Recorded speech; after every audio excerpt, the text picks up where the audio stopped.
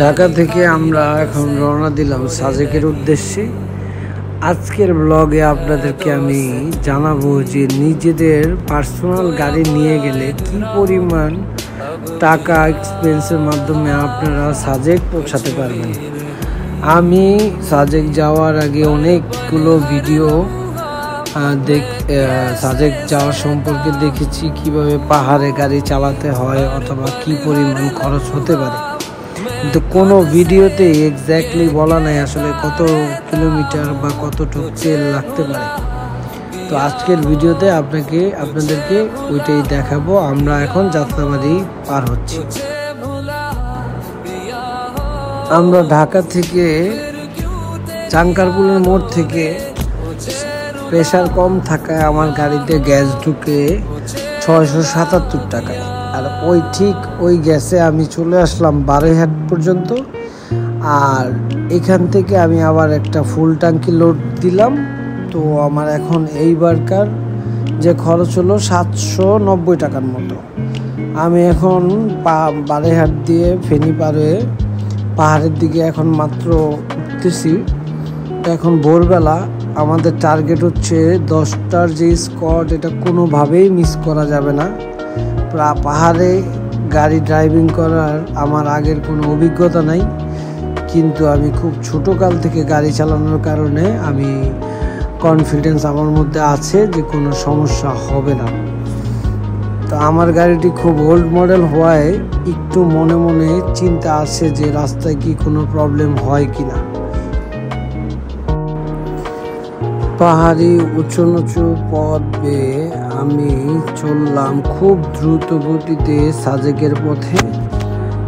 প্রথমবার রাস্তা হওয়ায় রাস্তা অনেক সময় কয়েকটা মোড় বা চিনতে আমার অসুবিধা হচ্ছিল মাঝে মধ্যে, কিন্তু প্রচণ্ড অদম্য শক্তি থাকায় মানসিকভাবে আমি প্রিপারেশন ছিলাম। আর যেহেতু আমি গাড়ির সম্পর্কে ছোটোকাল থেকে অনেক কিছু বুঝতে পারি, সেহেতু গাড়ি কোনো প্রবলেম হওয়ার আগে আমি নিজেই বুঝে যাব যে গাড়ির কী প্রবলেম হচ্ছে।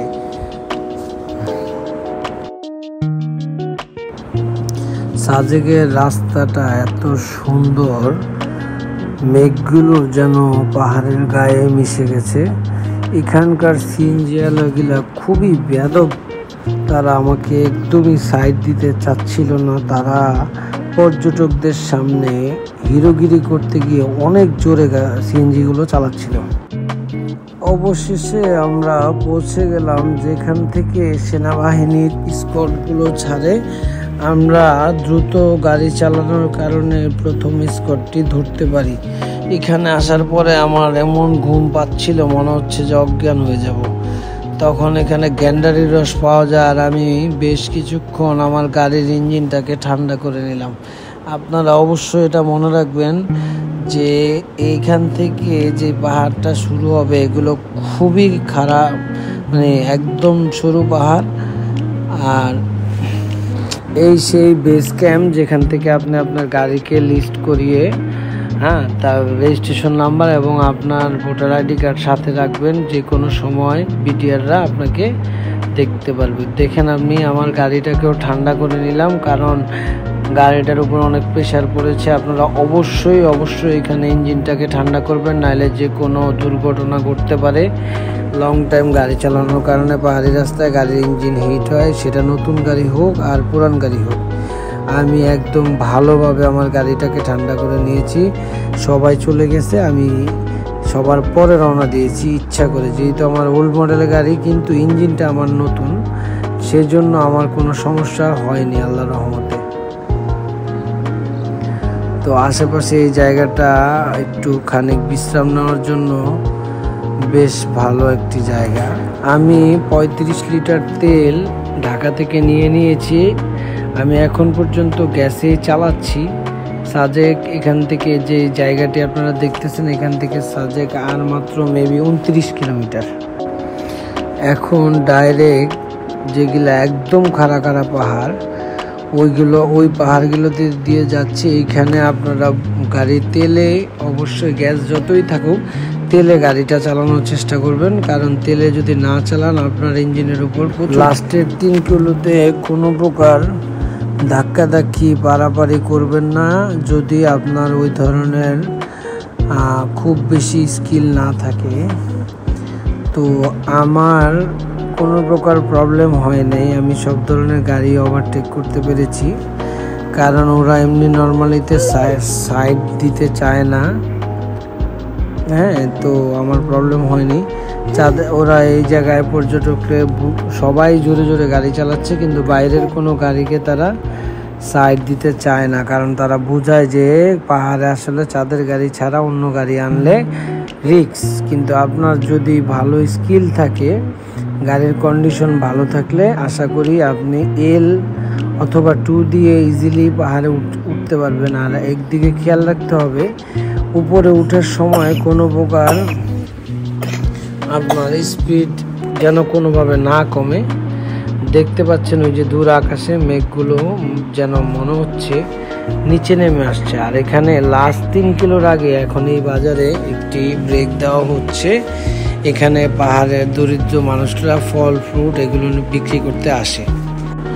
আগের থেকে আমি কোনো রিসোর্ট বুকিং না দেওয়ায় আমি মেঘপুঞ্জিতে রুম পাইনি। এটা হচ্ছে সাজেকের ভিউ। এখন আমি অলমোস্ট সাজেকে পৌঁছে গিয়েছি। আমি গিয়ে অনেক খুঁজে একটি মিজোরাম ভিউর একটি রিসোর্ট নেই, এক রুম। এই রুমটি এত বড় ছিল যে আমরা চাইলে 6 জনও থাকতে পারতাম। এটা হচ্ছে সামনে মিজোরাম পাহাড়। আপনারা অবশ্যই মিজোরাম ভিউর রুম নেওয়ার চেষ্টা করবেন। আর সাজেকে এসে যেই গরম অনুভব করেছি, কিছুক্ষণ পরে ওয়েদার চেঞ্জ, চারদিকে মেঘ নেমে আসতেছে। এখন মনে হচ্ছে বৃষ্টি হবে। তো বৃষ্টি এসে মোটামুটি এই ওয়েদারে আমাদের শরীরটাকে স্নিগ্ধতা এনে দিয়েছে। এই বৃষ্টি শেষে আবার আকাশ ক্লিয়ার। দেখেন এখনকার আকাশ, মেঘগুলো যেন নিচে নেমে এসেছে। তো এই ছিল আমার প্রথম দিনের কটেজের ভিউ। কটেজটি নর্মাল ডেতে, এটা হচ্ছে রুইলুই কটেজ। এটার বাথরুম, ওয়াশরুম, দোলনা সব মিলে আফটার অল সার্ভিস তাদের খুবই।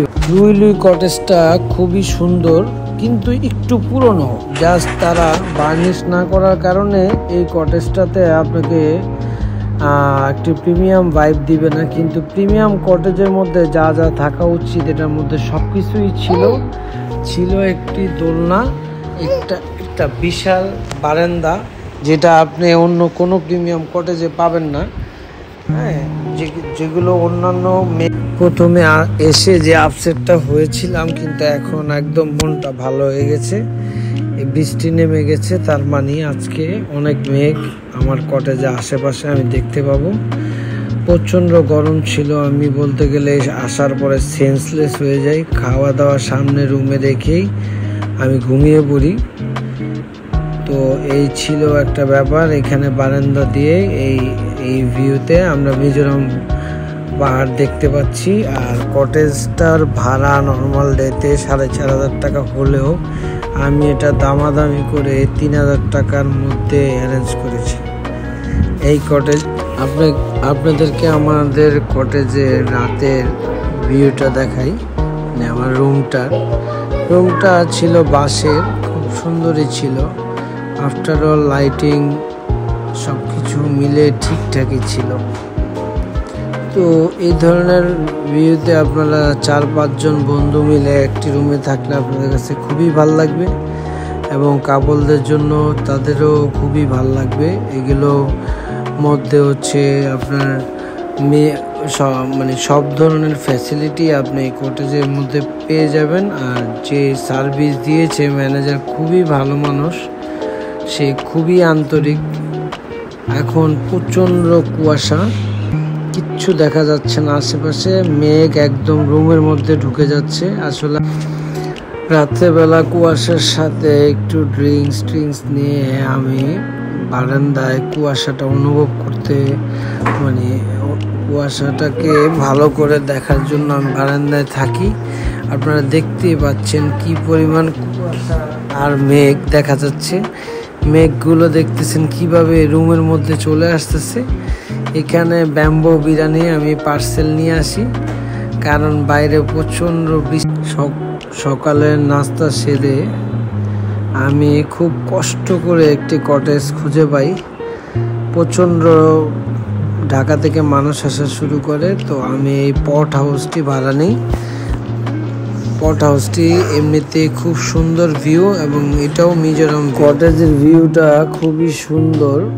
তো এমনিতে দেখতেছেন আমি একটা শর্টস বানিয়েছিলাম, তো এটার মধ্যে আর কি একটু মানে অল্পতে আপনাদেরকে দেখালাম। এটা হচ্ছে আমাদের কটেজের সামনের সাইডের ভিউ, আসার রাস্তা।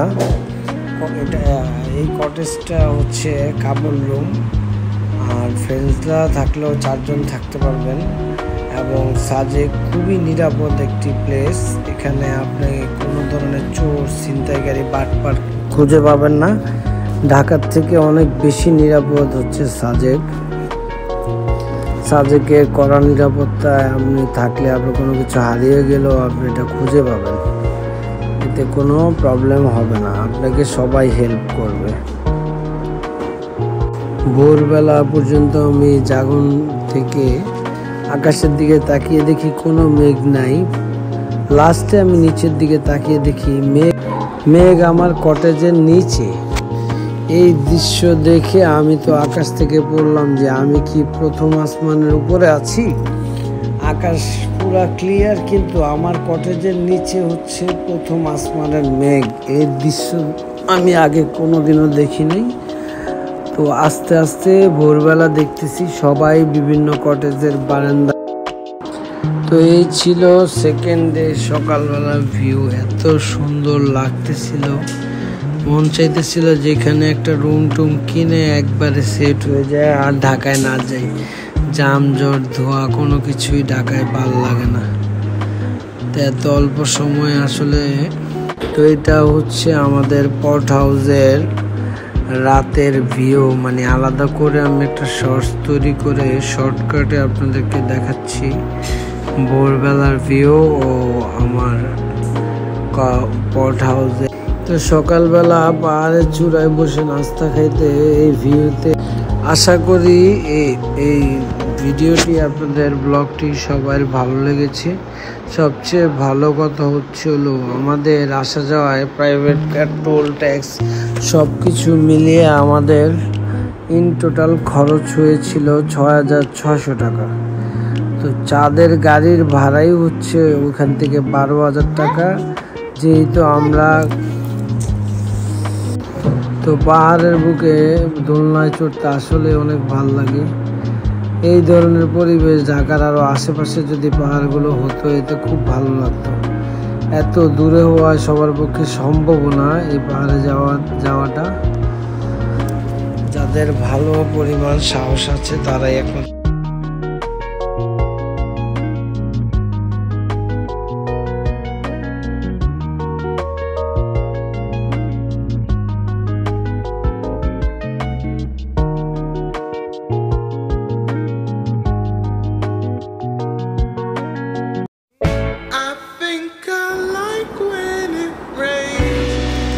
ব্যাম্বু চিকেন খেতে, ব্যাম্বু বিরিয়ানি খেতে খুবই সুস্বাদু।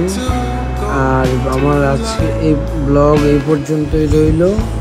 আমরা এখন সাজেক থেকে ঢাকার উদ্দেশ্যে রওনা দিচ্ছি। তারপরেও আপনাদেরকে আরেকবার বলি, আমাদের টোল ট্যাক্স এবং গ্যাস, তেল সব কিছু মিলিয়ে 6,600 টাকার মধ্যেই আমাদের টোটাল গাড়ির খরচটি হয়েছে। নতুন মডেলের গাড়ি হলে আরেকটু কম খরচও লাগতে পারে।